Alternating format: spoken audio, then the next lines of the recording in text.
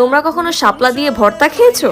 জানি জানি তোমরা কখনো খাওনি আর চিন্তাও করতে পারো না, কিন্তু যারা বরিশালের আছে তারা চিনবে। একটা বাটির মধ্যে নিয়ে নিচ্ছি 2টা শুকনো মরিচ, দিয়ে দিব কুচি করা পেঁয়াজ, এখন দিব কুচি করা কাঁচা মরিচ, দিয়ে দিব স্বাদ মতো লবণ। তারপর এই সবকিছুকে ভালো করে হাত দিয়ে মিক্স করে নিতে হবে।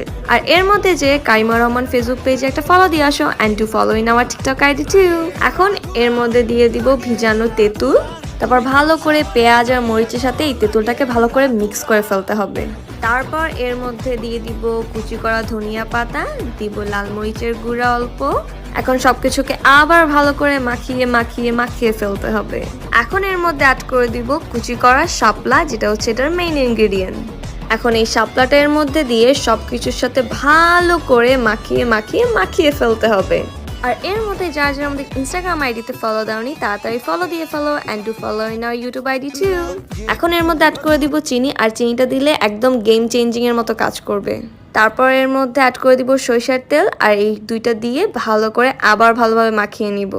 বানানো হয়ে গেছে আমাদের মজাদার এই শাপলা মাখা বা ভর্তা। আমি জানি না তোমরা এই ভর্তাটা খেয়েছো কিনা, কিন্তু যারা 90s এ জন্মগ্রহণ করেছে তারা অবশ্যই এটা খেয়েছে। গ্রামে গেলে অবশ্যই এটা ট্রাই করো।